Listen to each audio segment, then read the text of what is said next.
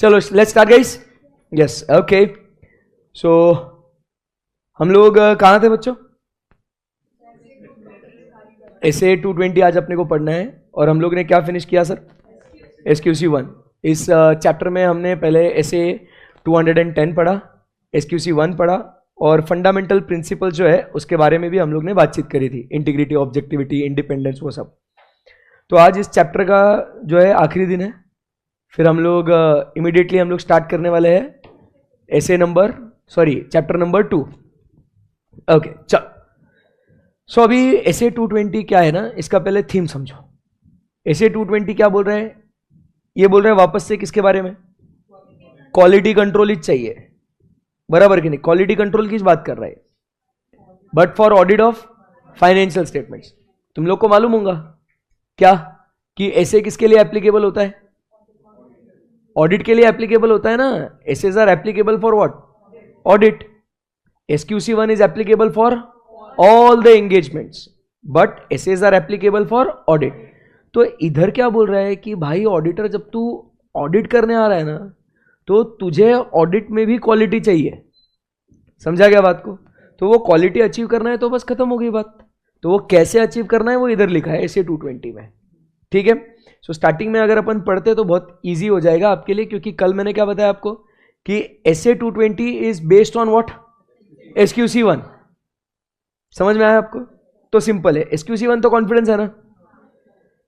Based upon the quality control system of the firm, quality control policies pertaining to audit engagement are decided by engagement teams.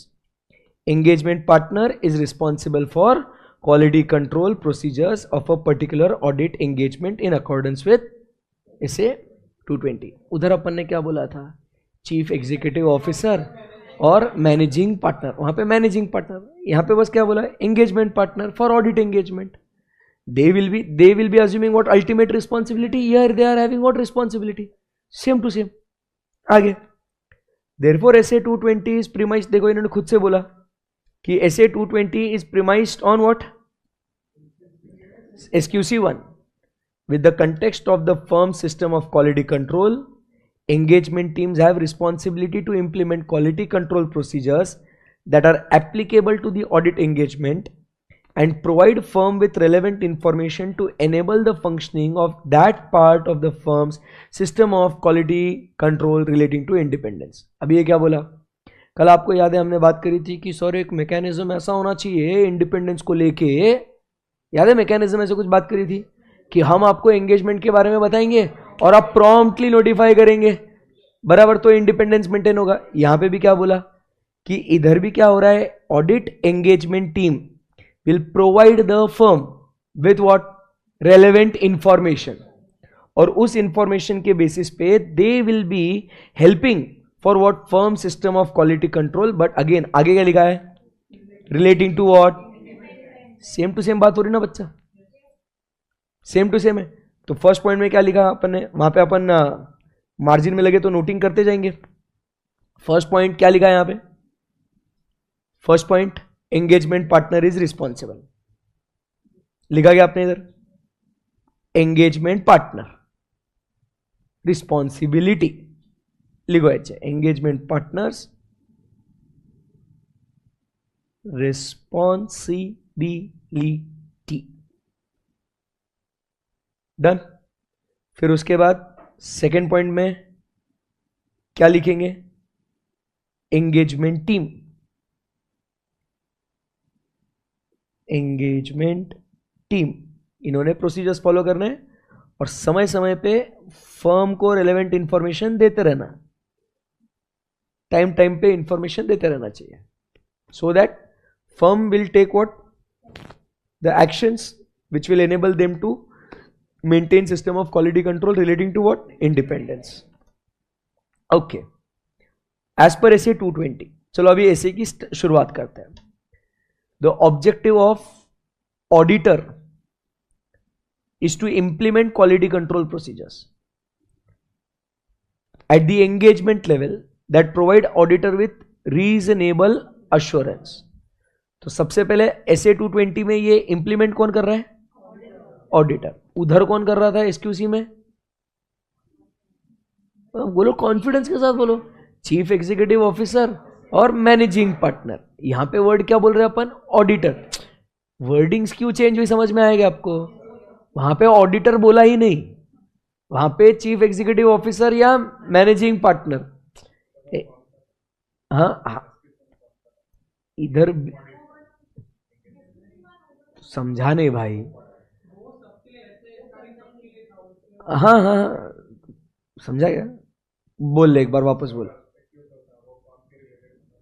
इधर भी firm के लिए 6, but firm doing audit, that firm doing all the work. अच्छा वही नहीं हो गया ना भाई। हाँ, but work general SQC1, work audit मैं कौन है, फर्म। मैं अगर कोई भी काम करूं, ऑडिट हो, रिव्यू हो, अश्योरेंस हो, रिलेटेड सर्विसेज हो, SQC1, मैं फर्म ऑडिट कर रहा हूं तो SQC1 तो फॉलो करूंगा ही करूंगा, प्लस SA220 भी फॉलो करूंगा। अंडरस्टूड। इस डिस्कशन से एग्जाम में MCQ भी आ सकता है। For conducting the audit of financial statements, auditor should follow option A SQC1, option B SA220, option C इधर ए और बी, ऑप्शन डी बोथ। बोलो क्या बोलेंगे, बोथ। इमोशनल होके सिर्फ है ना 220 लिख के मत आना। सो दोनों फॉलो करना पड़ेगा। सो ऑडिटर, ये वर्डिंग्स बहुत इंपॉर्टेंट है भाई, मजा आ रहा है। सो रीजनेबल अश्योरेंस क्या बोला, दैट दी ऑडिट। अभी देखो एकदम कॉन्फिडेंस के साथ कैसा बोल रहा हूं, ऑडिट। तो audit should comply with what, professional standards and legal and regulatory requirements. कल भी ये बात बोली थी कि इस SQC1 में भी नहीं याद आ रहा है सर, भूल गए सर। कोई बात नहीं बेटा, आ जाएगा, आ जाओ मेरा बच्चा। इधर क्या लिखा है देख, इधर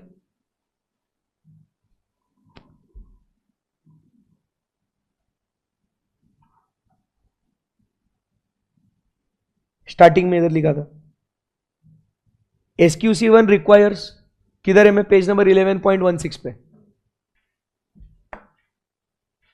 पेज नंबर 11.16 पे आगे क्या लिखा है इधर, SQC1 requires that the firm should establish quality control designed to provide it with reasonable assurance। अभी भी अपन ने यही बोला, that the firm and its personnel should comply with। आप चेक कर लो, दोनों आजू बाजू पैरेलली कंपेयर करो आप, सेम टू सेम है ना। ऑडिट की यही खास बात है, बच्चों को सब सेम लगता, फिर बोलते हैं अबे साला यार लिखना क्या किसके लिए। वर्डिंग में क्या चेंज हुआ, इधर बोलता है द फर्म शुड, उधर क्या बोला, ऑडिटर शुड।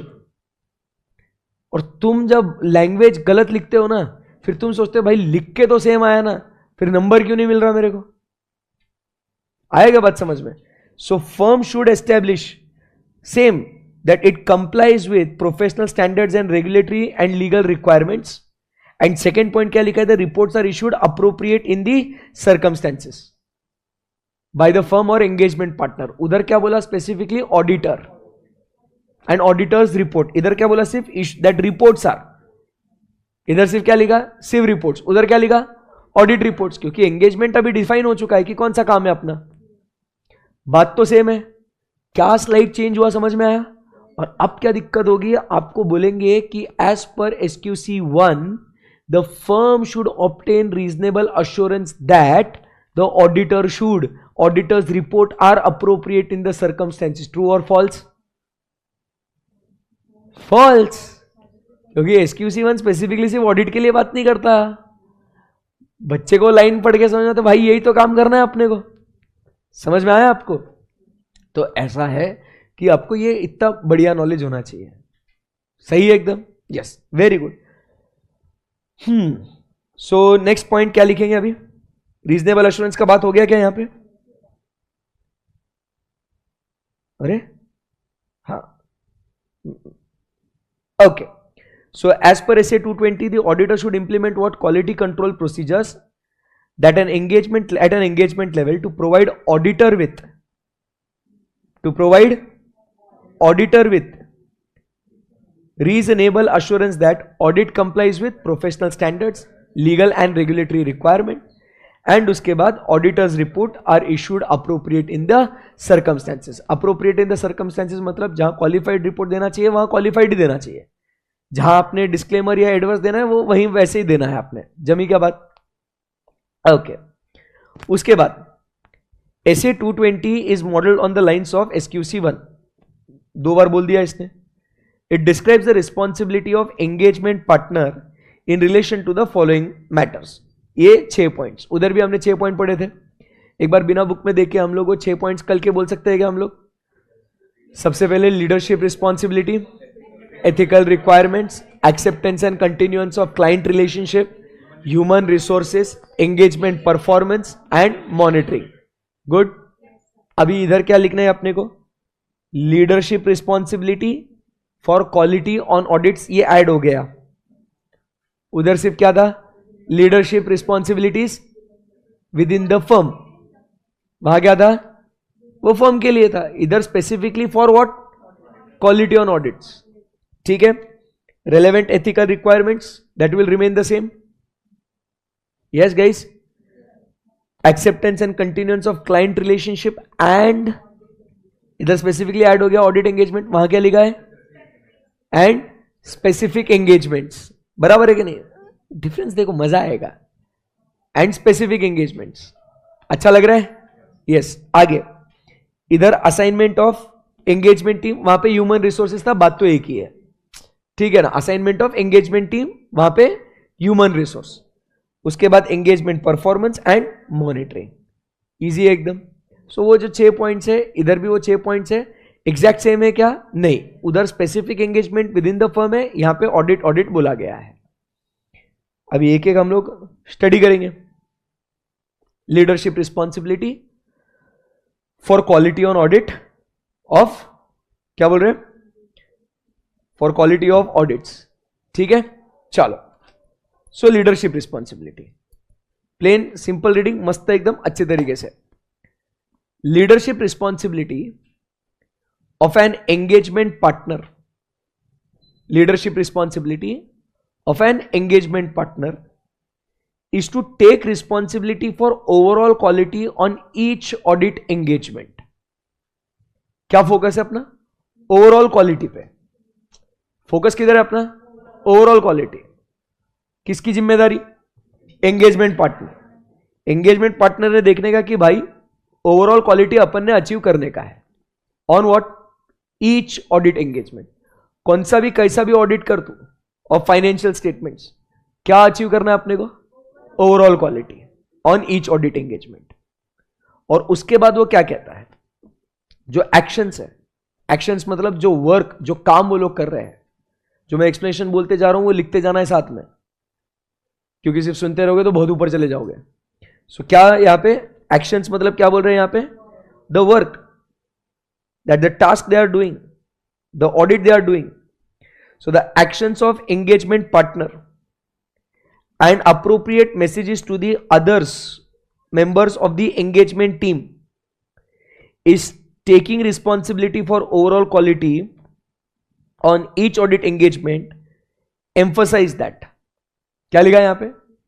सिंपल बात हो गया. बोल रहा है the actions of engagement partner and the members of engagement team, उनके एक्शन से क्या फोकस में आना चाहिए, उन्होंने क्या एम्फसाइज करना चाहिए, उन्होंने किस बात के ऊपर जोर देना चाहिए, किस बात के ऊपर उन्होंने स्ट्रेस करना चाहिए. समझा क्या? वापस से बोलता हूं, आपकी हरकतें इस कदर होनी चाहिए. एक्शंस किसकी? एंगेजमेंट पार्टनर और एंगेजमेंट टीम. वो कैसी होनी चाहिए? इस कदर कि उनके काम से उनके लिए नंबर 1 क्वालिटी महत्वपूर्ण है, और क्वालिटी के बगैर हम लोग काम ही नहीं कर सकते, हमारा पत्ता भी नहीं हिलेगा कुछ भी. तो their action should emphasize that quality is important to us, and not only important but quality is also essential to us. समझा क्या बात? कुछ क्या 2 बातें प्रूव होनी चाहिए यहां पे? Quality is important and quality is essential. किससे दिखना चाहिए? उनके एक्शन से. That is what is the responsibility. ऐसा सिर्फ बोल के मत चलो कि we are taking the responsibility for overall quality on each audit assignment, बोल के नहीं होना चाहिए, वो बोलो भी और दिखाओ भी, समझा? We are taking the responsibility, sir मेरी रिस्पॉन्सिबिलिटी है, just don't say, the actions should emphasize that yes quality is important and quality is essential. Clear है एकदम? सो क्वालिटी इंपॉर्टेंट है, ये कैसे कहां दिखना चाहिए? While performing, complying, issuing and raising concerns, ये चारों काम आपने बढ़िया तरीके से करने चाहिए। परफॉर्मेंस कैसा होना चाहिए? As per professional standards and regulatory and legal requirements, हमने बोला था पहले ही। सो आप क्वालिटी आपके लिए इंपॉर्टेंट है ना, है क्या? तो कैसे परफॉर्म करोगे काम? प्रोफेशनल स्टैंडर्ड्स, लीगल एंड, अगर वैसा नहीं करोगे तो हम तो समझ जाएंगे आपके लिए क्वालिटी इंपॉर्टेंट नहीं है। नहीं नहीं, आपके लिए इंपॉर्टेंट है क्या? तो काम करेगा ना तू? कैसे करेगा? सर मैं प्रोफेशनल स्टैंडर्ड्स के हिसाब से करूंगा, कानून के दायरे में रहते हुए करूंगा। अगर ऐसा नहीं करा तो नहीं, हम तो बोल देंगे तेरे लिए क्वालिटी सेकंड है, तेरे लिए तू इंपॉर्टेंट ही नहीं दे रहा क्वालिटी को। सो क्वालिटी का इंपॉर्टेंस कैसे दिखेगा तेरे को? जब वो ऑडिटर काम करेगा, परफॉर्म करेगा as per professional standards, legal and regulatory requirements. समझ में आया? Number 2, you comply with what? The firm's quality control policies and procedures as applicable. तो कौन सी? SQC 1। SA 220 क्या बोल रहा है? तेरे लिए क्वालिटी इंपॉर्टेंट है ना, तो ये तो काम करेगा ही करेगा। उसके साथ साथ SQC 1 में जो बातें बोली है ना, उसको भी फॉलो करना है, क्योंकि वही तो हमारे फर्म के अंदर quality control policies and procedures है ना। तो बताओ उसको फॉलो करोगे? बोला हाँ सर कसम से उसको भी फॉलो करेंगे। मतलब काम जब करेंगे प्रोफेशनल स्टैंडर्ड से करेंगे, ऐसे इसके हिसाब से काम जब करेंगे तो हम लोग क्या करेंगे? We will do it as per legal and regulatory requirements. ये काम करते समय हमारे फर्म के जो पॉलिसीज है ना, उनको भी फॉलो करूंगा। समझा क्या? और फिर सर कसम खुदा की जो हम लोग ऑडिट रिपोर्ट देंगे ना, सही रिपोर्ट देंगे, कुछ गलत ट्रू एंड, जरूरी थोड़ी है ट्रू एंड फेयर देना भाई। अरे मारेगा ना पकड़े भाई। अरे अप्रोप्रिएट रिपोर्ट देंगे according to the circumstances, situation. ऐसा थोड़ी बाय डिफॉल्ट पहले से ही बोल के चलेंगे कि नहीं हम तो ट्रू एंड फेयर ही देंगे भैया। अब उस ऑर्गेनाइजेशन में दुनिया के लफड़े हो के रखे, फिर भी तू क्या बोलेगी? नहीं सर मैं तो ट्रू एंड फेयर ही दूंगी। ऐ समझा क्या? It should be appropriate in the circumstances, situation के हिसाब से आपने सही रिपोर्ट देना होना चाहिए। समझ में आया? So you should give what? Issue auditor's report that are appropriate in the circumstances. And फिर उसके बाद कहीं पे भी आपको कोई भी दिक्कत आए, कोई भी डाउट आए, तो you should raise concerns without fear of reprisals, कि वो आपको डांटेंगे या आपके आगे आपको इंटिमिडेट करेंगे, इंटिमिडेशन थ्रेट, इतना गाय को चेक कर रहा है ना ऐसा वैसा। बोले ए भाई ऑडिट करना है तो मैं बिंदास पूछेगा, ठीक है ना? So you should raise concerns without fear. तो ये जब सब बातें आप करते हो ना मालिक, तो इसमें दिख के आता है कि भाई सही में बंदे के लिए क्वालिटी क्या है? इंपॉर्टेंट है। समझा? नहीं नहीं, सिर्फ इंपॉर्टेंस की बात हुई। इंपॉर्टेंस कैसे समझ में आएगा?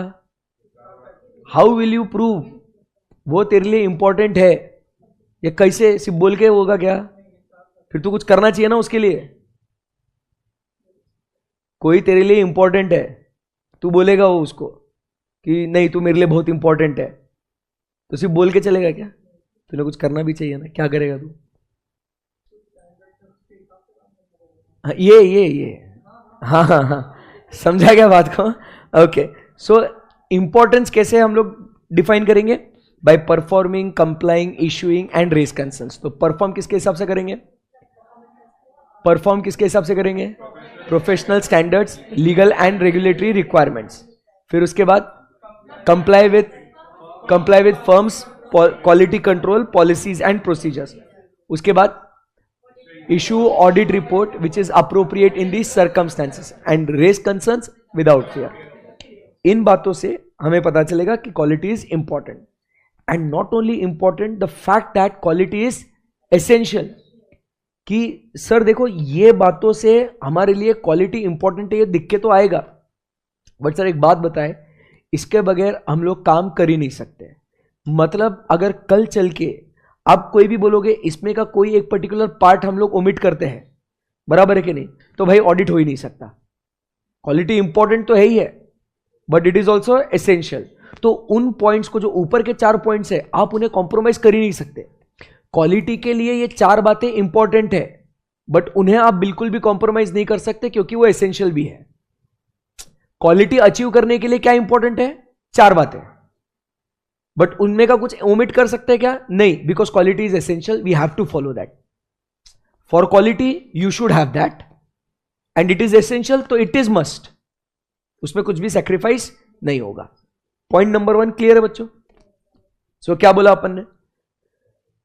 The engagement partner and engagement partner is responsible for what?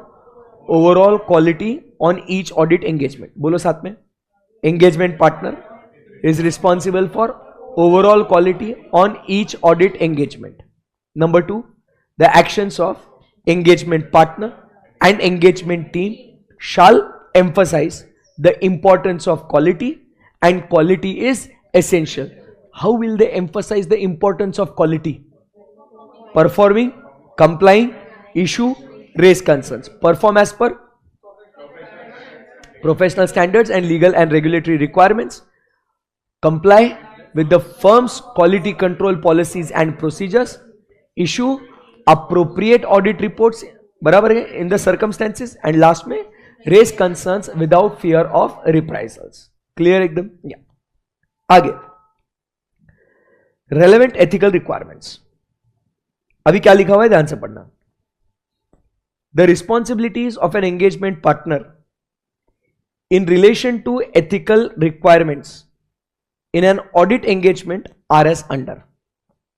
Ethical requirements को लेके पहला पॉइंट उसने क्या करना है?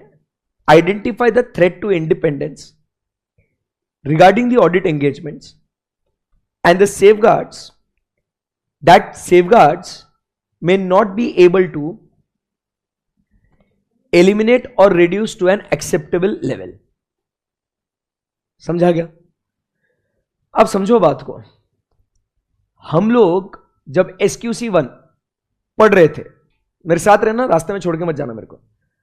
हम लोग SQC1 जब पढ़ रहे थे तो हमने क्या बोला था कि इंडिपेंडेंट रहना बहुत जरूरी है, और उसमें अगर हमने सेकेंड पॉइंट में पढ़ा था एथिकल रिक्वायरमेंट्स में, if you remember ethical requirements list था, इंटीग्रिटी, ऑब्जेक्टिविटी वगैरह ऐसे, and then we have to see that independence is a basic requirement, we have to communicate the independence requirement, ऐसा कुछ बोला था।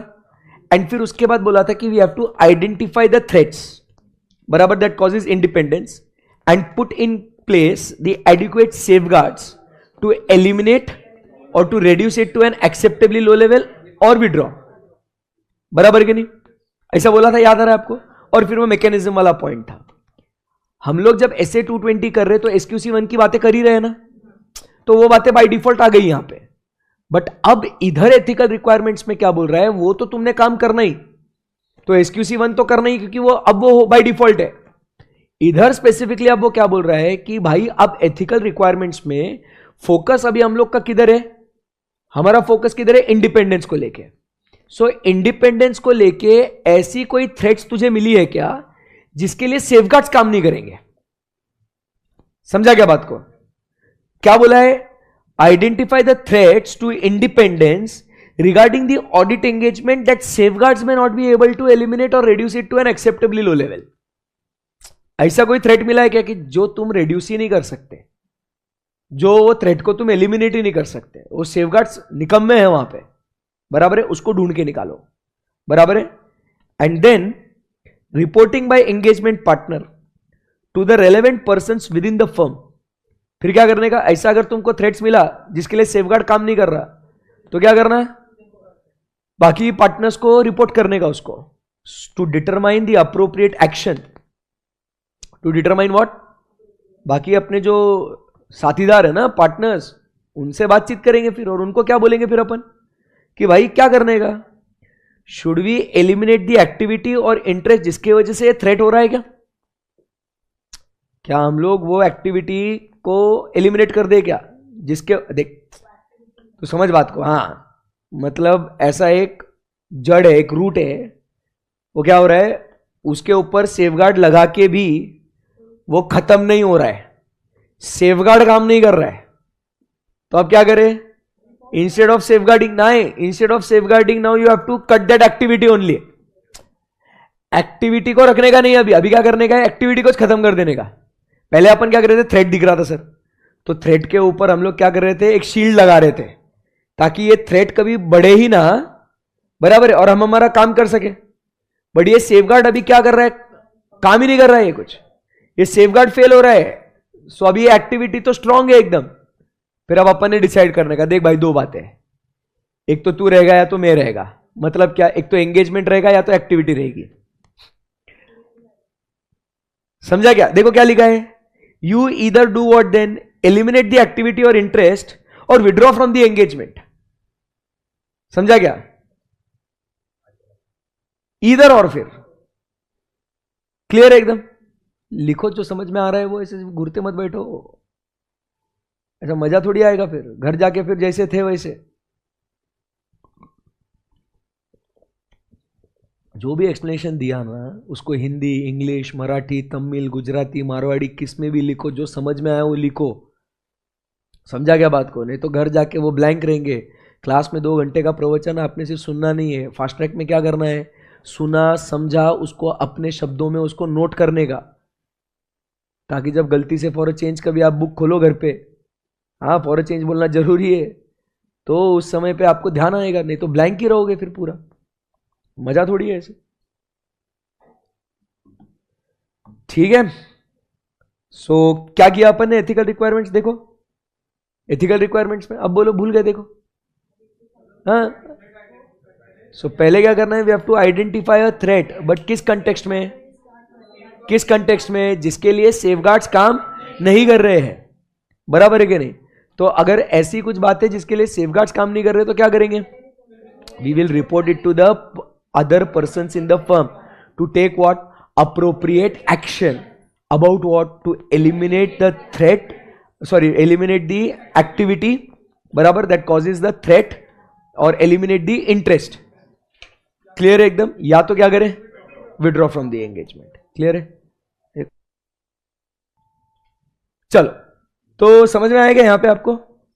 तो सेकेंड पॉइंट अपना क्या हो गया, relevant ethical requirements. Are we good, yes. So first point अपना क्या हुआ यहां पे, लीडरशिप रिस्पॉन्सिबिलिटी, उसमें एंगेजमेंट पार्टनर जो है वो क्या करेगा, ओवरऑल रिस्पॉन्सिबिलिटी लेगा। एंड सेकंड पॉइंट अपना क्या बोल रहे हैं यहां पे, कि the actions of engagement partner and engagement team shall emphasize that quality is important and quality is essential. So importance of quality कैसे दिखेगा, performance, comply, issue, raise concerns. Perform कैसे करेंगे, as per professional standards, legal and regulatory. Second point क्या बोल रहे हैं अपन, comply with firms policies and procedures, firms quality control policies and procedures. Third point, issue audit report appropriate in these circumstances, raise concerns without fear of reprisal.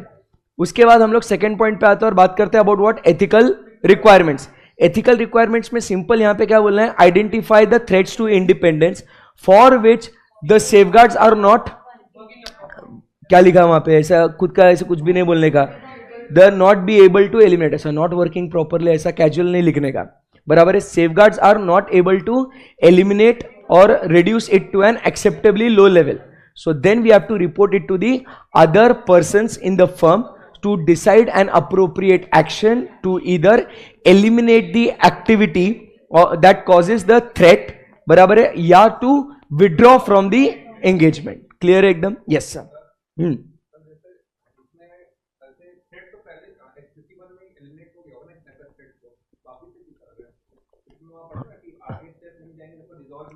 तो withdraw कर देंगे, but यहां पे भी वो गाइडेंस दे रहा है, यहां पे वो एकदम अपफ्रंट बोल रहा है कि अगर नहीं हो पा रहा है तो आप एक तो ये रखो या तो वो रखो। उधर क्या बोला, एलिमिनेट कर या रिड्यूस कर एक्सेप्टेबल लेवल या विड्रॉ कर, करेक्ट है। तो वो तो अपन कर ही रहे, तो इधर बस वो एथिकल रिक्वायरमेंट के लिए क्या बोल रहे हैं यहां पे, कि तुम डिसाइड करो कि तुम्हारे पास अभी भी ऑडिट एंगेजमेंट के स्पेसिफिक, अब वो दूसरी एंगेजमेंट हो सकती है ना कोई भी, तो इधर ऑडिट एंगेजमेंट के स्पेसिफिक क्या तुम उसको एलिमिनेट या रिड्यूस कर सकते हो? क्या नहीं कर सकते हो? तो फिर एक तो वो एलिमिनेट कर दो एक्टिविटी को या विड्रॉ। तो इसलिए बस वो, इसीलिए it is in line with it ना, तो इसके लिए हाँ इधर इसलिए डिटेल में नहीं दिया इतना। अंडरस्टूड? या यस, ओके। चलिए आगे बढ़ सकते हैं यहां से अपन, बोलो जी। Next point, acceptance and continuance of what? Client relationship and audit engagements. तो ये वापस से हम लोग ने कल भी पढ़ा था इसको, ठीक है? यस। अभी इधर क्या लिखा हुआ है? ऊपर पॉइंट्स क्या थे पता है ना आपको? सिर्फ इंडिपेंडेंस की बात करिए। अभी acceptance, the responsibility of the engagement partner in this regard in an audit engagement is on the lines of SQC1, which requires the firm should obtain such information as it considers necessary. Firm should obtain such information जो उसको necessary है। वहां पे अपन ने क्या बोला था? Before acceptance we should acquire vital information, याद है? Integrity of the client, competence, capabilities, time, resources, and उसके बाद लास्ट में हमने क्या बोला था? कंप्लायंस विद एथिकल रिक्वायरमेंट, नहीं हाँ compliance with ethical requirements, yes, कि हम लोग वहां पे कंप्लाई कर सकते हैं या नहीं, ठीक है? सो इधर भी वो सच इंफॉर्मेशन मतलब क्या? उधर वाइटल इंफॉर्मेशन, यही यहां पे information as it considers necessary before accepting. क्या यही बातें लिखी है क्या? चेक करो। Before accepting engagement with a new client, बराबर है, और continuing with the existing client, और continuing with the existing client for new engagement। नया client या उसी client के साथ नया engagement या उसी client के साथ वही engagement। सही है एकदम? yes sir। and when considering the acceptance of new engagement with their existing client। बच्चों सब सेम चल रहा है क्या? कॉन्फिडेंस आ रहा है आपको? यस, सेम टू सेम है। इंफॉर्मेशन लाइक क्या क्या है? Integrity of the principal owners. कल वापस वही बोला था हमने, क्या बोला था? इंटीग्रिटी हमारी नहीं, हमारी इंटीग्रिटी हम एथिकल रिक्वायरमेंट्स में देख लेंगे। यहां पे क्या बोला है? Integrity of the owners, competence of the engagement team, and consideration of necessary capabilities including time and resources, compliance with ethical requirements. Same to same, same है ना एकदम? एंड सिग्निफिकेंट, अभी इधर क्या आया? एक पॉइंट और ऐड हो गया बस। क्या हो गया? ये नया पॉइंट ऐड हो गया। उधर सिर्फ आईसीसी था, बराबर। अभी इधर क्या ऐड हो गया? साथ ही साथ ऐसा कुछ सिग्निफिकेंट मैटर जो करंट, जो चालू रिश्ता है उसमें कुछ सिग्निफिकेंट मैटर तुमको समझ में आया, बराबर है, या पिछली बार जब तुम काम कर रहे थे, बराबर, उसमें कुछ समझ में आया जिसके वजह से अब तुम्हें क्वेश्चन मार्क आ रहा है कि you can not continue with that particular engagement. समझ में आया आपको? सिग्निफिकेंट मैटर्स, बराबर, अराइजिंग ड्यूरिंग द करंट और previous audit engagement and their implication, implication मतलब impact, assist the engagement partner in determining whether conclusions reached regarding the acceptance are appropriate or not। जैसे for example previous year audit करते समय पे हमारे ऊपर limitation लगाया, इतना सीवियर लिमिटेशन लगाया कि हम लोग ऑडिट कंटिन्यू नहीं कर पाए, बराबर है। तो अगर पिछले बार वैसा हुआ था लिमिटेशन, फिर हमने टीसीडब्ल्यूजी के पास गए, फिर टीसीडब्ल्यूजी ने वो लिमिटेशन हटाया, फिर हम लोग काम कर सके। भाई इस बार चेक कर लो एक्सेप्ट करने के पहले, भाई पिछले बार तुमने ना लिमिटेशन लगाए थे, तुमने पिछली बार ठीक से काम नहीं करने दिया था, तो इस बार बोलो क्या दिक्कत है? करने वाले हो क्या वैसे? अगर है तो फिर मैं अभी से ही काम एक्सेप्ट नहीं कर लूंगा, रहने दो फिर, क्योंकि पिछली बार तुमने बहुत नौटंकी करी थी उसको लेके, तो इस बार डिसाइड कर लो। तो समझा गया? इधर ऑडिट एंगेजमेंट में क्या बोल रहे हैं यहाँ पे? आपको इंटीग्रिटी ऑफ द क्लाइंट तो देखना ही है, बराबर है, आपको आपका कॉम्पिटेंस, टाइम, रिसोर्सेज, कैपेबिलिटीज तो देखना ही है, साथ ही साथ कंप्लायंस विद एथिकल रिक्वायरमेंट्स भी है। इसके अलावा अपन क्या बोल रहे हैं यहाँ पे कि significant matters which were in the current और previous engagement which had an impact on what? The acceptance और कंटिन्यूएंस। क्या हम लोग नहीं कर सकते भाई काम? जैसे हम लोग ऐसे 210 में पढ़े थे, ऐसे 210 पढ़ा ना अपन ने, याद है ना आपको? उसमें क्या बोला था कि आपको एक्सेप्ट कर लिया आपने काम, और एक्सेप्ट करने के बाद आपको बोला now let's change your engagement to the one that provides what a lower level of assurance. तो हमने क्या किया था, हमने जस्टिफिकेशन मांगा था, बराबर है कि नहीं? तो अब भाई ये करंट एंगेजमेंट में हुआ ना फिर ये, and now it is a significant matter. अपन ने क्या बोला, भाई मेरे को ये रीजन जस्टिफाइबल नहीं लग रहे हैं, तो फिर अपन ने क्या बोला, हम मानेंगे नहीं, हम लोग कंटिन्यू करेंगे। फिर मैनेजमेंट क्या बोलता है, we will not allow you to continue. कोई बात नहीं, don't allow us to continue, we will withdraw, and TCWC को बता देंगे कि नहीं कर सकते करके। That is the significant matter during the current engagement. समझा क्या बात को? तो ऐसी कुछ घटनाएं घट रही है जिसकी वजह से आप क्या नहीं कर सकते हो, कंटिन्यू नहीं कर सकते। तो ऐसे केस में हम लोग बोलेंगे चलो ठीक है, फिर हम लोग एक्सेप्ट कंटिन्यूएशन के ऊपर अपना क्वेश्चन मार्क आ जाएगा। दो बातें लिखी है वहां पे, एक्सेप्टेंस भी, या एक्सेप्ट करा है तो कंटिन्यू करना या नहीं करना, ये समझा क्या आपको? First you have to think about acceptance. Acceptance करते समय integrity, objectivity, sorry integrity, competence, capabilities, time, resources, ethical requirements, वो देखेंगे। Significant matters in the previous year, वो भी देखेंगे।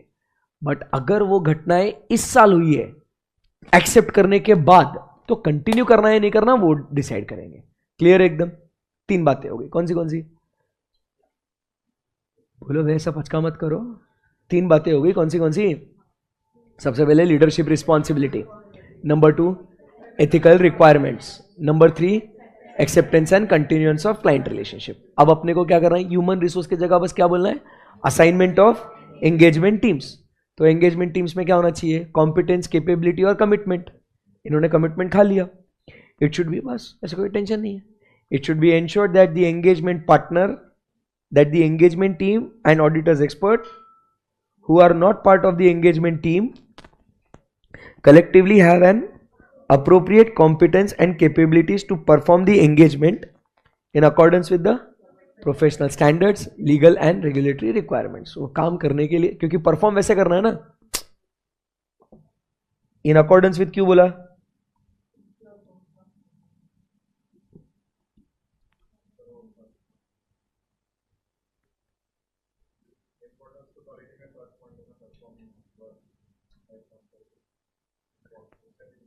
हाँ किसी से भी लिंक कर सकते हैं, मतलब वो तो परफॉर्म, वही तो बोल रहा हूं मैं, अरे मेरी जान वही तो बोल रहा हूं मैं, बिकॉज एज परफॉर्मेंस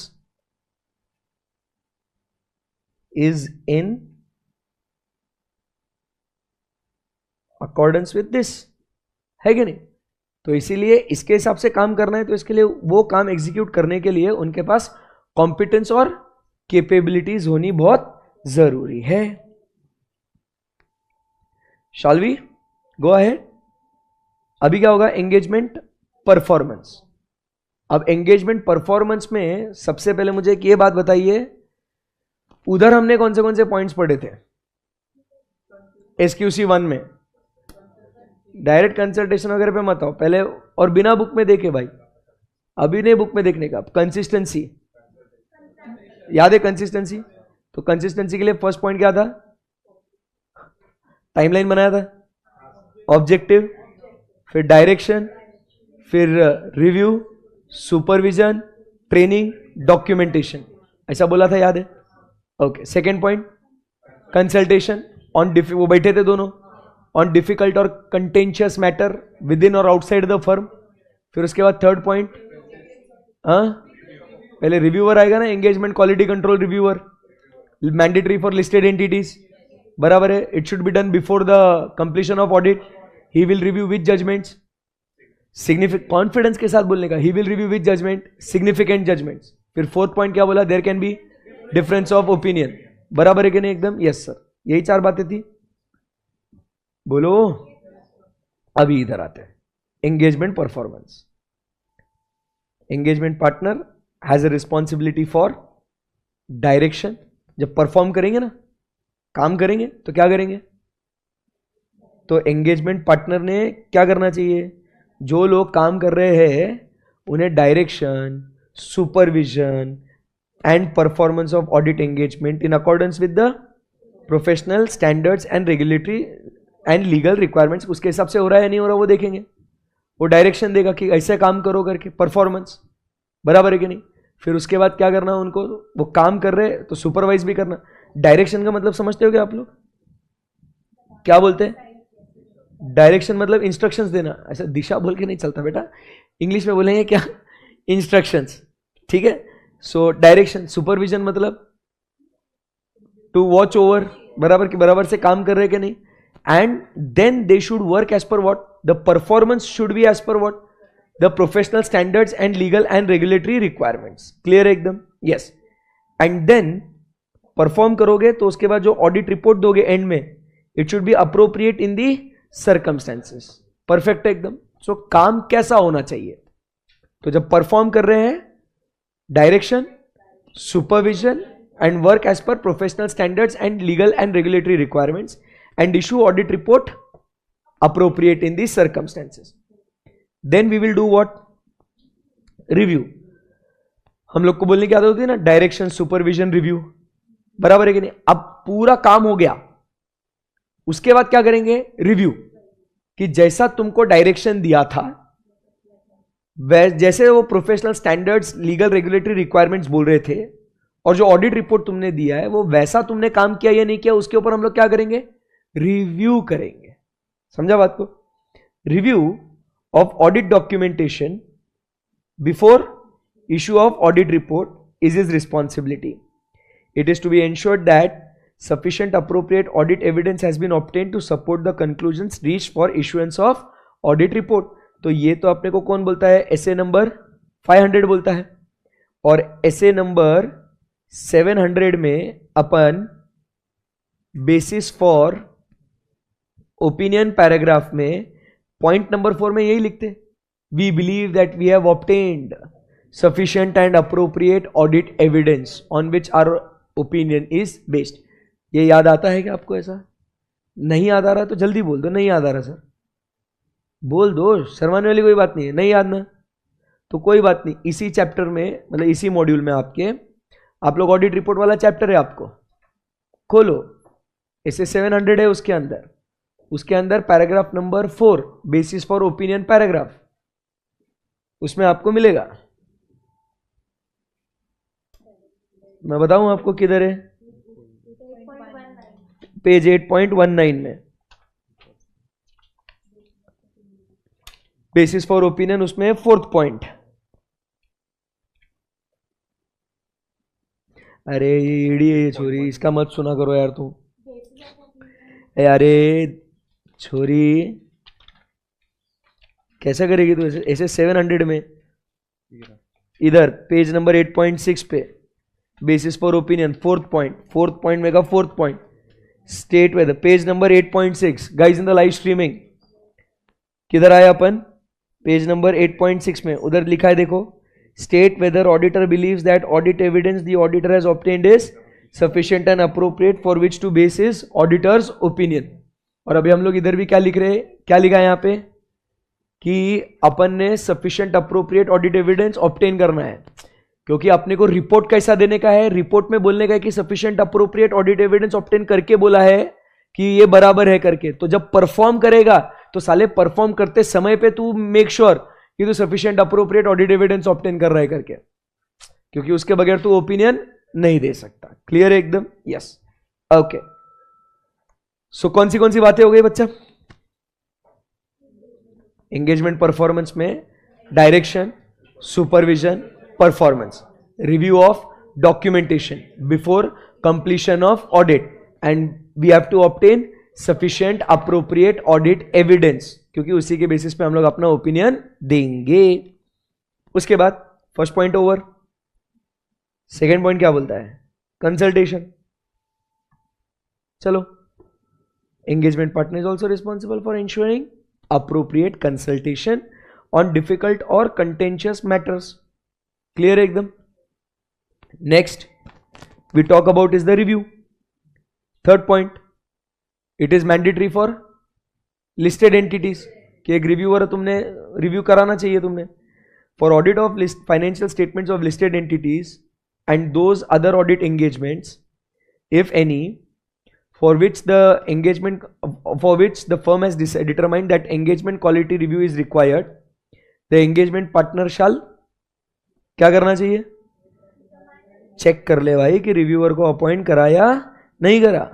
देखो लिस्टेड एंटिटीज को कंपलसरी है कि नहीं, अदरवाइज भी तुमको करना पड़ेगा. तो एंगेजमेंट पार्टनर ने क्या करना चाहिए? डिटरमाइन करके रिव्यूअर अपॉइंट हुआ कि नहीं हुआ. जरूरी है ना रिव्यूअर, तो कौन चेक करेगा? ये एंगेजमेंट पार्टनर की जिम्मेदारी है, बराबर है. एंड उसके बाद क्या कहता है, उससे क्या करेंगे? डिस्कस करेंगे सिग्निफिकेंट मैटर्स, क्योंकि वो रिव्यू क्या करने वाला है? Significant matters. तो उसके साथ क्या डिस्कस करेंगे? सिग्निफिकेंट मैटर्स, बराबर है कि नहीं. और वो क्या बोलता है नेक्स्ट पॉइंट लास्ट में कि not date the audit report. Not date मतलब क्या? डेट नहीं करना मतलब, अरे नॉट डेट मतलब क्या? Not sign. वो साइन कब करते हैं? जिस दिन पे वो डेट, समझा क्या? साइन करेगा उसी दिन को डेट डालेगा ना वो.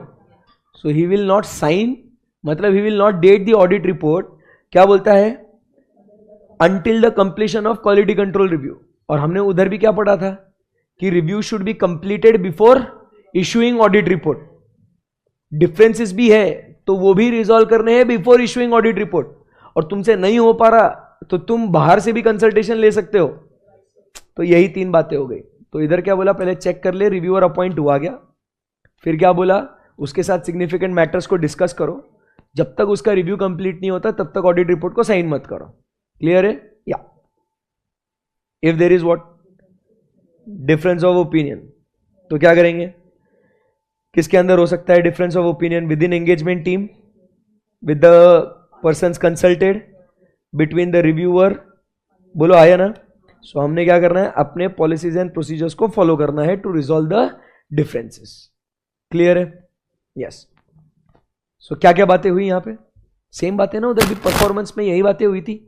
सो क्या क्या बातें हो गई? चलो बोलो फटाफट. सबसे पहले डायरेक्शन. कहां गया तू कंफ्यूज हो रहा है.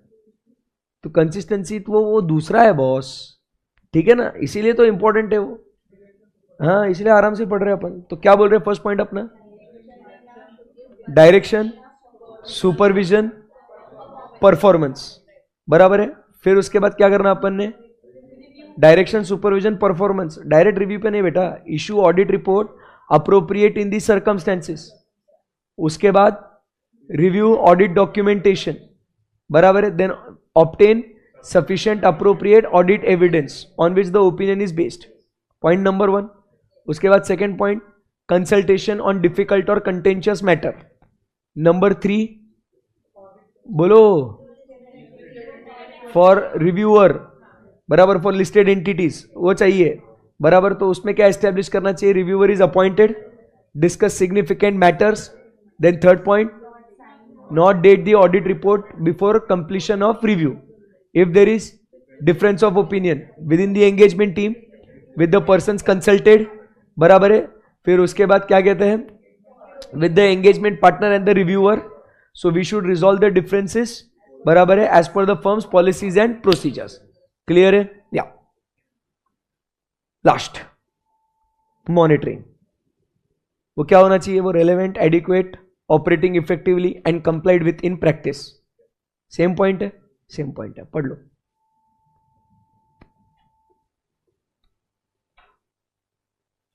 वो सिर्फ वो 11.23 वाला पेज पढ़ना मॉनिटरिंग का, फिर आगे बढ़ेंगे.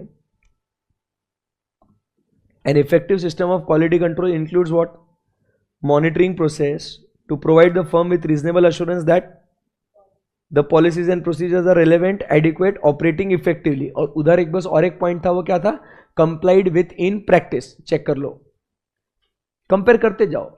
SQC 1 में हमने 4 बातें लिखी थी, whether it is relevant, adequate, operating effectively and complied with in practice.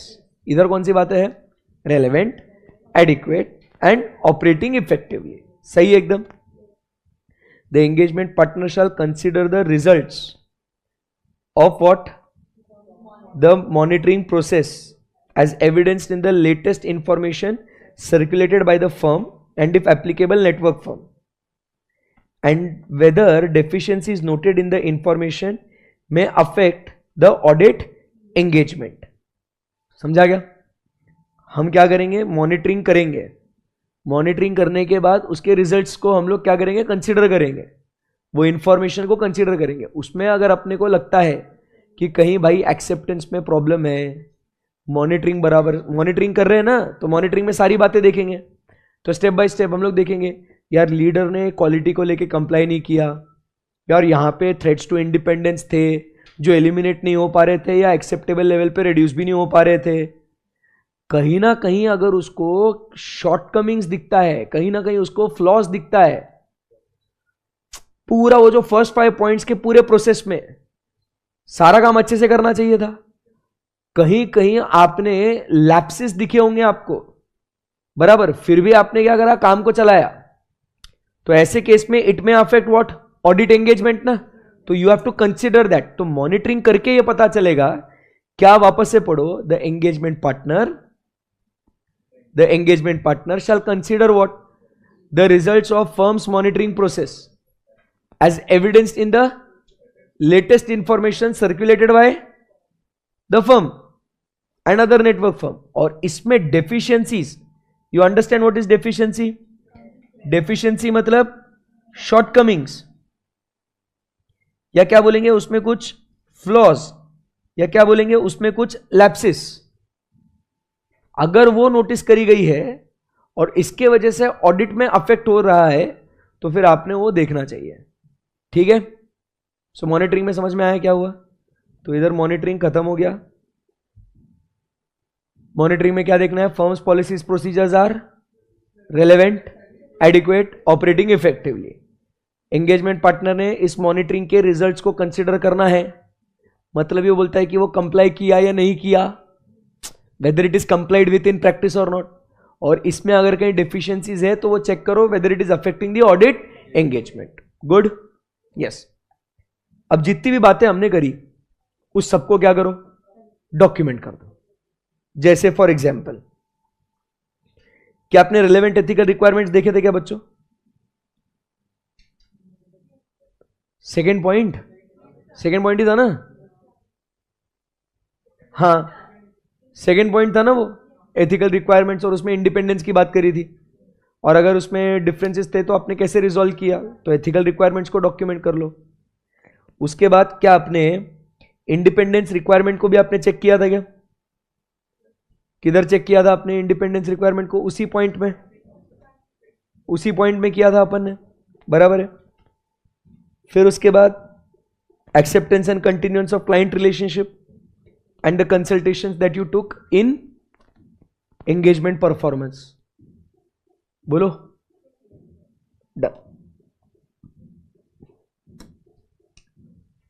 Clear है? तो क्या क्या डॉक्यूमेंट किया हमने? सबसे पहले इंडिपेंडेंस, एथिकल रिक्वायरमेंट्स, फिर उसके बाद कंसल्टेशन, एंड लास्ट पॉइंट क्या है? Acceptance and continuance.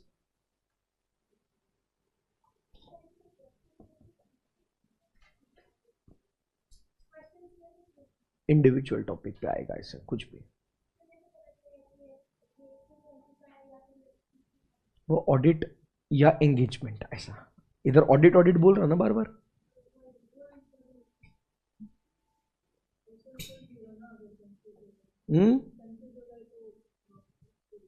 हाँ, तो फिर कंफ्यूज हो गए तो तुमने भी कंफ्यूज करने का उसको, तुमने भी ऑडिट लिखने का नहीं। हाँ, तो you have to be smart ना। पूरा ऑल आउट का को होने का, फिर अपन ने भी फिर क्या करने का? नहीं, ऐसा नहीं, ऐसा खिचड़ी नहीं करने का ऐसा। बट ऑडिट और ये उसमें फर्क है ना, ऐसे कंफ्यूजन वाला इतना मामला नहीं है।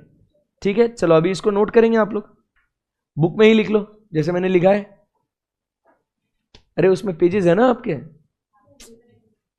हाँ, आप किधर भी लिखो कोई दिक्कत नहीं, बट वो क्या है, हाथों हाथ वो हो जाएगा, वो बैक टू बैक पढ़ के।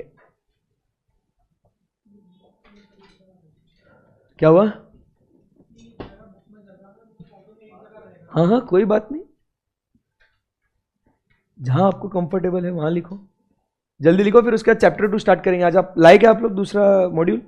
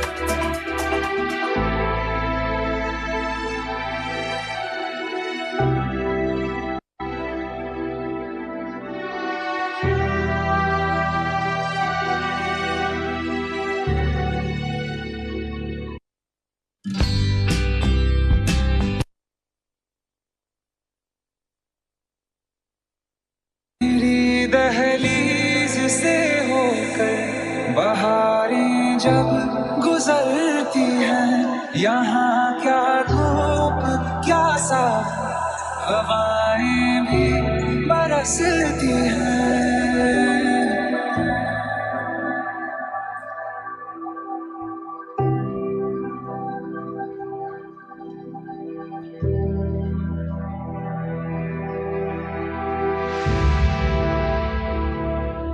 हमें पूछो क्या होता है बिना दिल के जिए जाना, बहुत आई गई यादें मगर इस बार नहीं आना।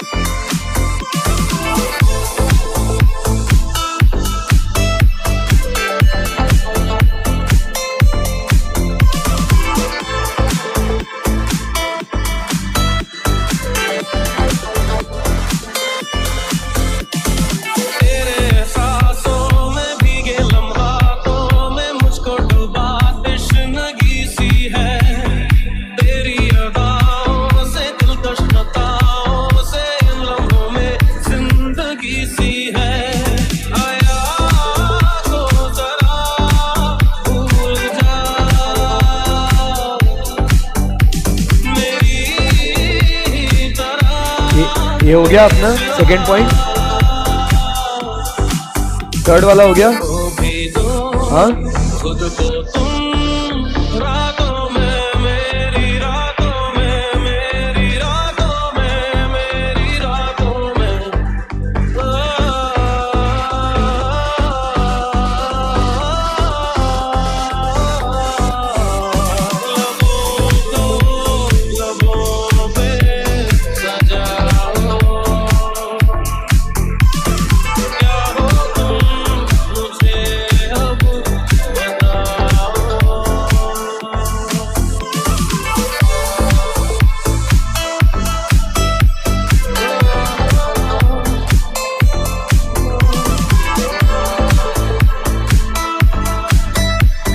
हो गया थर्ड पॉइंट।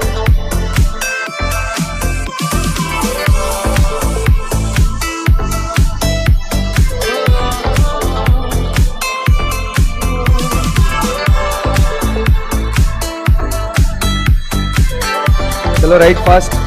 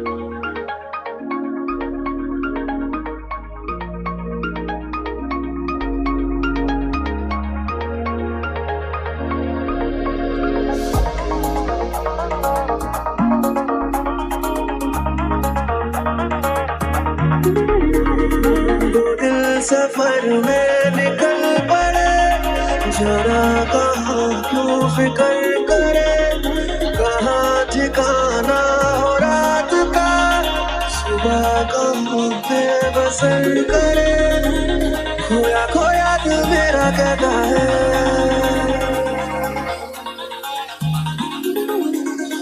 तुमसे ही बस तुमसे ही मेरी जान है, बस तुमसे ही दिल को मेरे आराम है, परेशान है, बस तुमसे ही,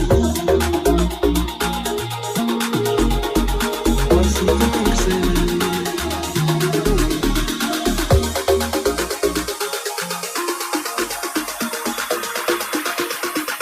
बस तुमसे ही।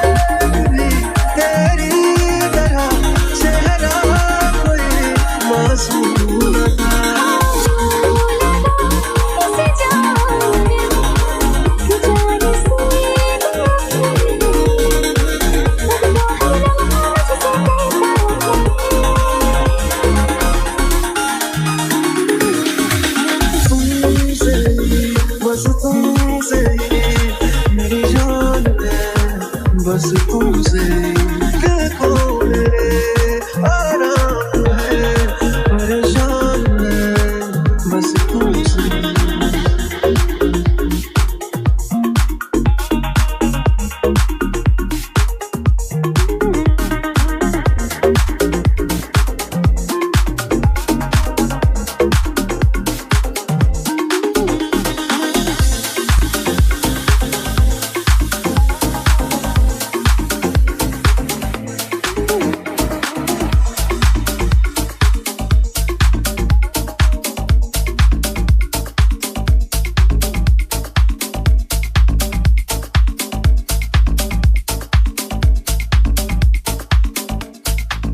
तो फिर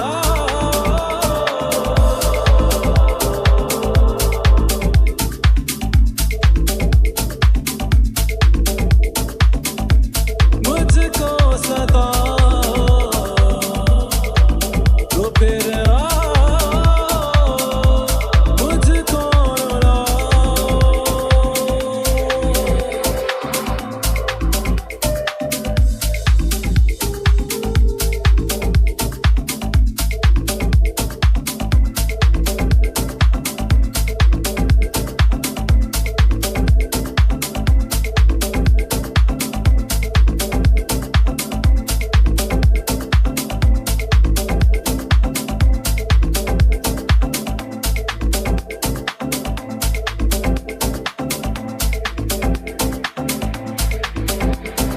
दिल बादल बने, आंखें। Let's go.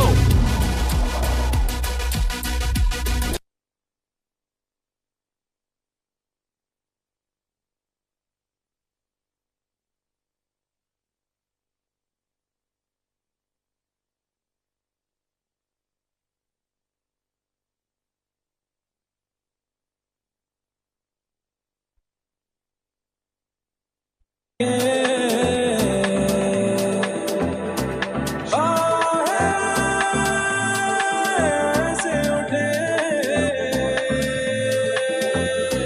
जैसे आंधी चले, तो फिर मुझको सता, तो फिर मुझको रुला। अभी जाओ, अभी जाओ, अभी जाओ, अभी जाओ, अभी जाओ, अभी जाओ, अभी जाओ।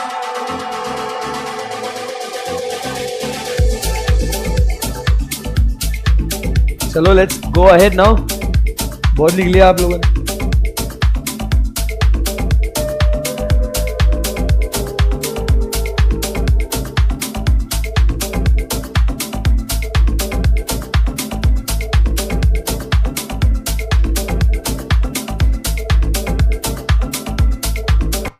Shall we proceed, बच्चों? Okay. So here we complete with what? The two chapters. Chapter number 1, chapter number 11. First and last. हो गया सिलेबस एकदम फर्स्ट और लास्ट चैप्टर हो गया ना। चलो ओके। सो अब यहां से हम लोग आगे बढ़ते हैं और चर्चा करते हैं अबाउट चैप्टर नंबर 2। ठीक है ना। सो चैप्टर नंबर 2 अभी एकदम छोटू सा चैप्टर है ये अपना। ठीक है। चैप्टर नंबर 2 बात करता है about audit strategy, planning and programming. ये वाला चैप्टर जो है आपको बहुत पसंद आएगा। पूछो ना क्यों? क्योंकि ये बचपन में भी था आपके पास। ये बचपन में ओल्ड सिलेबस में भी आपने पढ़ा ना, ऑडिट स्ट्रेटजी प्लानिंग प्रोग्रामिंग। ऐसे याद है कुछ ऐसा? हाँ याद है ना सर। हाँ तो बस वही है इधर। सो एकदम बढ़िया तरीके से सुनेंगे, समझेंगे। चैप्टर नंबर 2 नाम है इसका audit strategy planning and programming. So एकदम छोटू सा चैप्टर है ये, क्या बोल रहा हूं मैं, एकदम छोटा चैप्टर है ये, मजा आ जाएगा एकदम। So audit strategy planning and programming. सबसे पहले आप समझिए कि जब हम लोग ऑडिट, बुक है ना आपके पास, नहीं लाए, कल बोला था ना मैंने लेके आना करके, कोई बात नहीं, आपको कॉन्फिडेंस था क्या कि होगा नहीं वो पढ़ के, अच्छा भूल गए, हाँ फिर it's okay. So when we talk about, चलो कोई बात नहीं, बट बुक होना चाहिए आपके पास, हाँ है, ठीक है। So audit strategy planning and programming.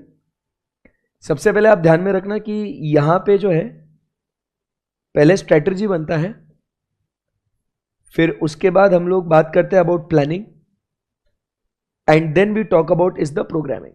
तो सीक्वेंस क्या है अपना, audit strategy planning and programming, ठीक है। यहां पे जो अपने लिए इस पर्टिकुलर चैप्टर में रेलेवेंट एसे जो है वो है एसे कौन सा, 300। तो पूरी जो बातचीत होगी ये किसको लेके होगी, ये एसे 300 टॉक्स अबाउट व्हाट, प्लानिंग, ठीक है। सो आज हम लोग ये स्टैंडर्ड भी कवर करेंगे। और मोस्टली क्या है ना, अब ये न्यू सिलेबस का जब आप स्ट्रक्चर देखोगे, मोस्टली चैप्टर्स जो है इसके अंदर एसेज उन्होंने डाल दिए, मतलब चैप्टर बनाया बट उसमें क्या कर दिया, ऐसे छाप दिया पूरा पूरा, ठीक है ना। सो और फाइनल का कंटेंट भी बहुत सारा इसके अंदर ऐड हुआ है, तो इसीलिए बहुत डिटेल में एक एक स्टैंडर्ड्स को हम लोग पढ़ रहे हैं यहाँ पे, तो मजा आएगा, ठीक है। सो फर्स्ट हम लोग बात करते हैं कि जब हम लोग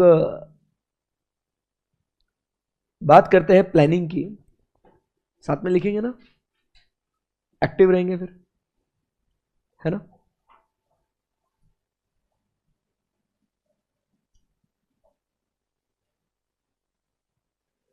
क्या है, फिर टाइम बचेगा ना, जो बड़े बड़े चार्ट्स है वो ऑलरेडी हम लोग फिर बाद में लिखेंगे, मतलब जैसे अभी जैसे लिखे थे वैसे एक बार लिख लेना कि फिर एक्सप्लेनेशन, बट जब एक्सप्लेनेशन देते देते कुछ चार्ट्स बना रहा हूं तो वो हम लोग ऑन द गो लिखेंगे।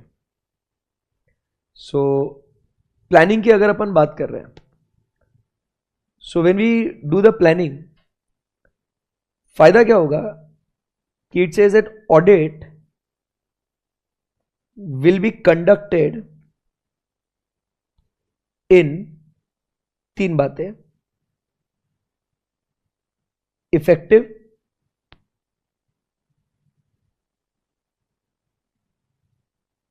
Efficient and timely manner. So audit कैसा होगा अपना, audit will be conducted in what, effective, efficient and timely manner. अगर हम लोग चीजें क्या करें, प्लान करें तो।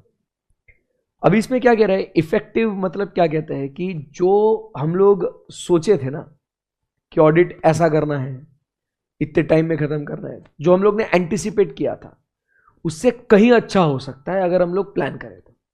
क्या सोचा था और क्या हुआ है, तो जो हुआ है वो बहुत बेहतरीन हुआ है, तब हम लोग कहेंगे भाई इफेक्टिव है।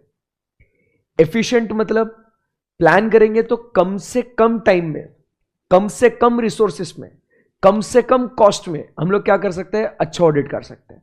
सो हमारी जो एफिशिएंसी है वो क्या हो जाएगी, वो बढ़ जाएगी, ठीक है। एंड इन टाइमली मैनर मतलब, मुझे एक बात बताइए, अपने को ऑडिट रिपोर्ट्स देने के लिए ड्यू डेट्स होती है ना, तो ऐसा थोड़ी है कि जब ऑडिट खत्म होगा भाई तब रिपोर्ट दूंगा, अपने को तो ड्यू डेट से बंधे हुए अपन। तो इसीलिए वो कहता है कि if you plan the audit so you can conduct the audit in effective, efficient and timely manner. समझ में आएगा आप लोगों को, एकदम ईजी है। सो जब ये प्लानिंग करते हैं तो क्या होता है, there are some benefits that flows to us. क्या बोलते हैं, प्लानिंग के क्या है, कुछ बेनिफिट्स है, ठीक है। सो क्या क्या बेनिफिट्स है, आइए जरा देखते हैं, इसको समझते हैं। So what are the benefits of audit planning. Number 1, हम लोग क्या कहते हैं, we can devote attention to important areas of audit. जब प्लान करते हैं ना हम लोग, तो अपन क्या बोल रहे हैं, we can devote what, attention to where, important areas of audit. जो मटेरियल एरियाज है, जो सिग्निफिकेंट एरियाज है, उसके ऊपर अपने को कितना टाइम देना है वो हम लोग को पता हो सकता है। जैसे फॉर एग्जाम्पल, अगर अपने को चेक करना है कोई रिलेटेड पार्टी ट्रांजैक्शन है, इट्स अ सिग्निफिकेंट एरिया, बराबर है। अकाउंटिंग एस्टिमेट्स को चेक करना है, इट्स अ सिग्निफिकेंट एरिया। फिर हम लोग बात करें रिलेटेड पार्टी ट्रांजैक्शंस, तो ये सारे जो है फ्रॉड वाले, अपने को लगता है कि कहीं फ्रॉड हो सकता है, तो अपन जो अपना एक्सपीरियंस है, एक्सपर्टीज है, बराबर, उसके हिसाब से हमें पता है कि कहां खास ध्यान देना है, कहां नहीं। तो ये हम लोग ऑन द गो नहीं डिसाइड कर सकते, ये हम लोग को कब डिसाइड करना है, when we are planning. Clear है एकदम। So first point, first benefit हम लोग क्या कहते हैं कि we can devote what, attention to important areas. क्या बोला हमने, we are giving attention to where, important areas. और जब वो पता है अपने को इंपॉर्टेंट एरिया है, इसके ऊपर फोकस देना है, तो इसी के साथ साथ क्या हो सकता है कि काम करते समय, प्लान करते समय हमें क्या पता चल सकता है कि कहीं कहीं कुछ प्रॉब्लम्स भी आ सकती है। There can be what, some potential problems that can come. For example, मुझे 31 ऑफ मार्च को स्टॉक चेक करने का है। क्या करना है मुझे, 31 ऑफ मार्च को स्टॉक टेक करना है, फिजिकल स्टॉक टेक करना है।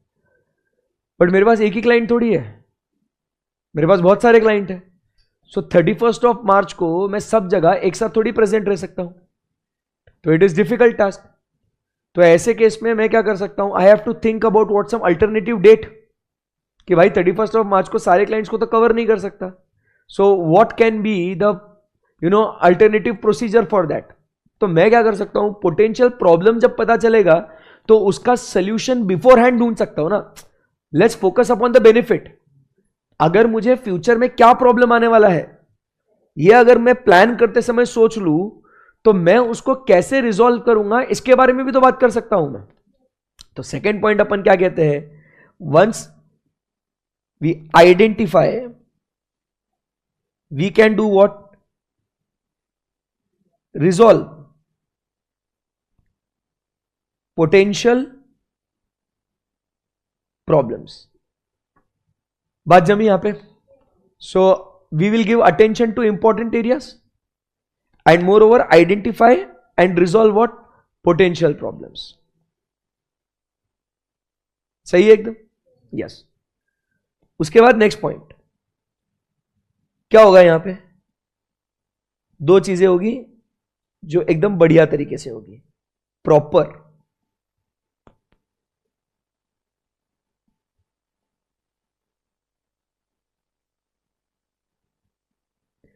सो फर्स्ट पॉइंट क्या कहता है, there will be proper organisation and management of audit engagement.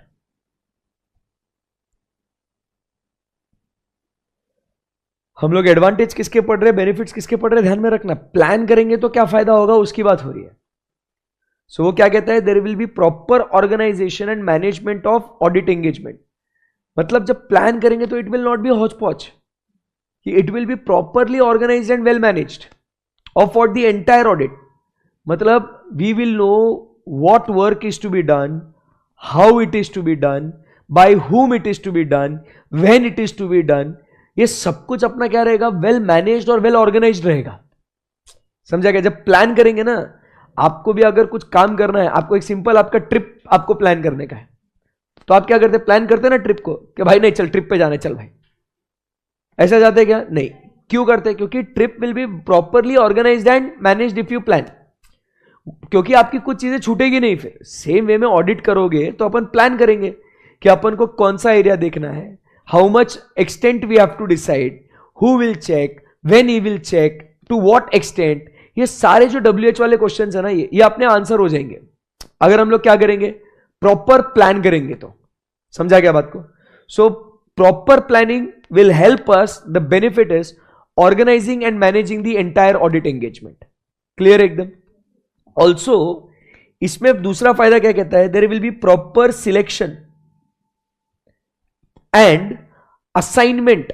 क्या बोल रहे हैं, सिर्फ सिलेक्ट नहीं करेंगे, इनको उस काम पे असाइन भी करेंगे। Proper selection and assignment of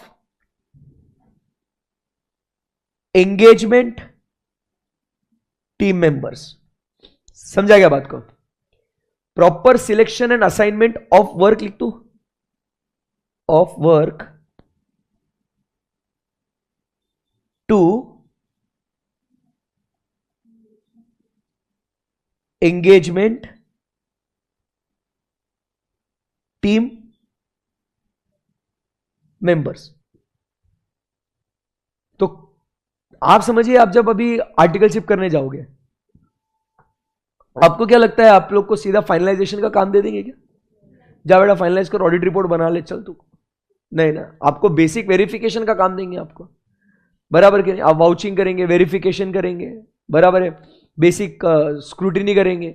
जैसे जैसे आपको एक्सपीरियंस आते जाएगा, वैसे वैसे क्या होगा आपके साथ, वैसे वैसे आपको काम, आपका लेवल बढ़ेगा और वैसे वैसे काम आपको असाइन किया जाएगा। तो ट्राई टू अंडरस्टैंड, ये प्लानिंग से हो सकता है कि हमें पता है कि कौन सा व्यक्ति क्या काम करने के काबिल है, उसके हिसाब से उसको वो काम हम लोग क्या करेंगे, अलॉट करेंगे, उसको सिलेक्ट करेंगे और वो काम अलॉट करेंगे। भाई तू ये कर रहा है, तू वो कर रहा है, तो there will be selection and assignment of what, the work to whom, the engagement team members. So एक क्या होगा, पूरा ऑडिट जो है अपना वेल मैनेज्ड होगा, और वेल मैनेज के साथ साथ सही लोगों को सही काम दिया जा सकता है। आई बात समझ में? तो ये सब किसका फायदा होगा, प्लान करेंगे तो। क्लियर एकदम? उसके बाद क्या होता है, जब अपने को ऑडिट जो है ये प्रॉपरली अगर अपने को क्या करना है, ऑर्गेनाइज करना है, मैनेज करना है, so there will be what, और there should be what,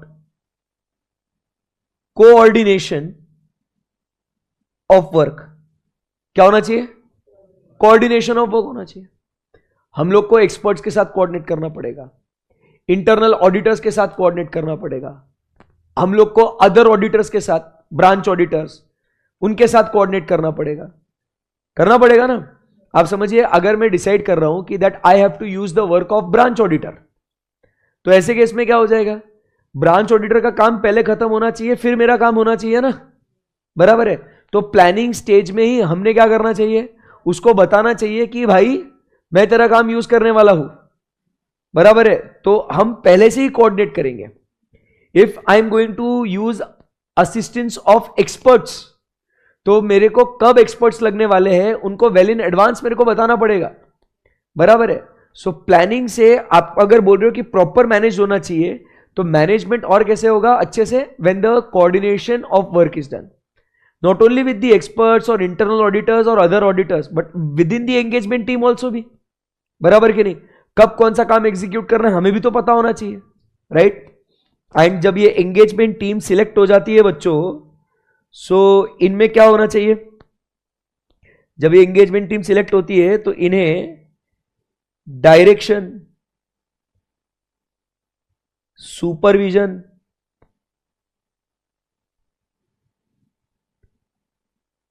and review of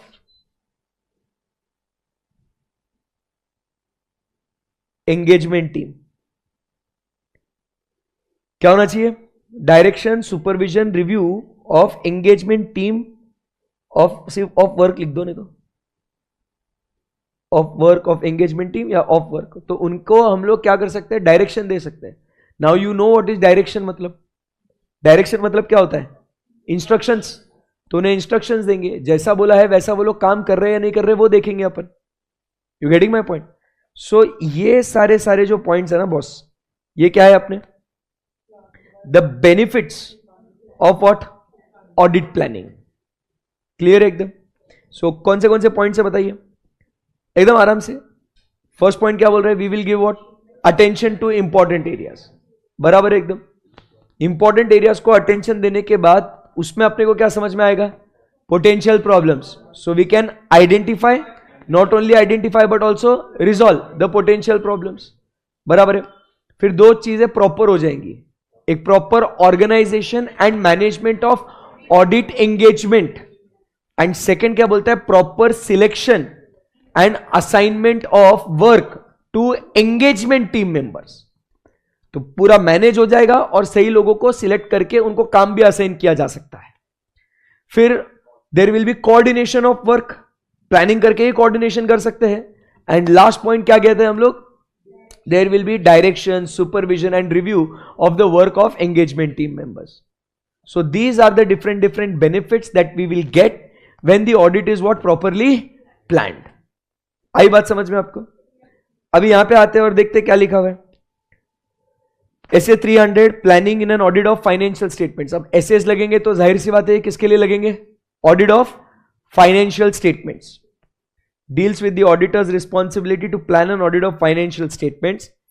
It states that the objective of the auditor is to plan the audit so that it will be performed in an effective manner. Planning an audit is to carry out it effectively in a timely manner, besides ensuring compliance with professional standards. जो हम लोग को ऐसे 220 में बोला था ना कि that you have to perform in accordance with what? Professional standards. It helps in performing audit engagement effectively. Adequate planning benefits the audit engagement in several ways including the following. तो 6 पॉइंट देखो क्या क्या लिखा हुआ है, पढ़िए आप, आपको मजा आ जाएगा। देखो एक्सप्लेन कैसा करने का, देखो helping the auditor to devote appropriate attention, helping auditor to identify, helping लिख देने का, उसको क्या है, अपन ने चार्ट बना लिया, उसको बन गया, उसका एग्जाम में चार्ट नहीं ड्रॉ करना अपने को, वो अपने लिए बस वो माइंड मैपिंग टेक्निक है वो। उसके बाद क्या है, helping properly organize and manage, assisting in selection and selection of engagement team members with appropriate level of capabilities and competence, and then assignment of work to them, facilitating direction and supervision and review of the work, assisting where applicable in coordination of work done by others such as experts। समझ में आएगा आपको? वो main जो chart में हमने लिखा है वो आपके दिमाग में होना चाहिए, बाकी आप आपके हिसाब से इंग्लिश जोड़ दीजिए। सिलेक्शन कैसे होगा, वो उनके कैपेबिलिटीज और कॉम्पिटेंस के हिसाब से। ये हमने कब पढ़ा था, engagement team performance, chapter number 11, engagement performance. उसमें बोला था ना कि assignment of engagement team in accordance with competence and capabilities. आपके पास चैप्टर नंबर 11 के नोट से आप चेक कर सकते हो कि SA 220 में अपन ने बात करी है assignment of engagement team members, है ना, कॉम्पिटेंस और कैपेबिलिटीज। तो उसके हिसाब से हम लोग असाइन करेंगे, बस वही बातें यहां पे लिंक हो रही है, सब चीजें लिंक है, ऐसा कोई कॉन्ट्राडिक्ट नहीं करेगा। क्लियर है एकदम? ये बात आगे बढ़ गई क्या यहां से? सो क्या लिखा वहां पे, what are the benefits of audit planning? एक बार स्क्रीन पे देख के बोलेंगे सब लोग, फिर बिना देख के बोलेंगे। चलो, attention to important areas, identify and resolve potential problems, proper organization and management of audit engagement, proper selection and assignment of engagement team, बराबर, of work to engagement team members. Last 2 points, coordination of work and direction, supervision and review of work. Clear एकदम? Yes. एक बार फिर से देख के बोलेंगे अपन, दिख रहा है आपको स्क्रीन पे? Yes. अच्छे स्क्रीन पे देखना, बुक में मत देखना। क्वेश्चन क्या था? Benefits of planning. तो क्या हो रहा है, first attention to important areas, identify and resolve potential problems, proper organisation and management of audit engagement, proper selection and assignment of work to engagement team members, coordination of work, direction, supervision and review of work. हो गया क्या एकदम? Yes sir, simple. So this is what is the benefit of audit planning. Okay, okay. उसके बाद next point क्या कहता है, therefore क्या लिखा है यहां पे, planning and audit ensures audit risk is reduced to an acceptably low level when the auditor work is adequately and properly planned. It reduces the risk of an inappropriate opinion by the auditor. अभी ये आपको जो है ना question आता है exam में कि how audit planning reduces the audit risk to an acceptably low level. बच्चा हैंग, लिखना क्या आंसर? ऑडिट रिस्क कैसे कम हो सकती है भाई, बताइए. ऑडिट को प्लान करके, क्या बात है, इधर क्वेश्चन में भी लिखा है भाई. Audit planning reduces the audit risk to an acceptably low level. How? ऐसा क्वेश्चन आएगा, हाउ? हाँ, तो बेनिफिट्स लिखने के फिर. So and because of the benefits, right, we can reduce the audit risk to an acceptably low level. ऐसा होता है वो. बच्चे को क्या लगता है फिर अभी लिखना क्या भाई इसके अंदर, तो ये तो आउट ऑफ सिलेबस क्वेश्चन आ गया. ऐसा तो कभी क्वेश्चन था ही नहीं ऐसे. समझा क्या? बहुत से लोग क्या करते हैं जब ये नोट्स बनाते हैं ना, ऐसे इंस्टीट्यूट के मॉड्यूल से निकालते हैं, तो क्या करते हैं, ये वाला जो पार्ट है ना इसको कट कर देते हैं. इसको ये थोड़ी जरूरी है, अभी बेनिफिट्स लिख दिए. बट जब ये वाला लाइन पढ़ते नहीं है तो बच्चे को क्या होता है, यहां पे क्वेरी क्या आती है, ये वाला तो क्वेश्चन दिखाई नहीं ना कभी उसको, तो इसके लिए वो लिखना है ये पता ही नहीं. इंस्टीट्यूट बोलता हमारी बुक में तो है ऐसा. समझ में आया आपको? सो फर्स्ट क्वेश्चन आपका समझ में आएगा. क्या था question? Benefits of audit planning. सही है एकदम, यस. बाकी जो है ये अपन अभी कल कंटिन्यू करेंगे इसको, ठीक है ना, क्योंकि आपका एडवांस अकाउंट्स का भी लेक्चर है और ये इतने जल्दी अभी होगा भी नहीं टॉपिक है. कल मॉड्यूल 2 लेके आना, सॉरी मॉड्यूल 1 लेके आना. कल अपना ये टॉपिक 70-80% हो जाएगा. बहुत ऑप्टिमिस्टिक हूं मैं, बट ठीक है. Okay, so tomorrow will continue. Sir कल 26 जनवरी है, कोई फर्क नहीं पड़ता, हम सीए स्टूडेंट्स हैं. Okay, thank you.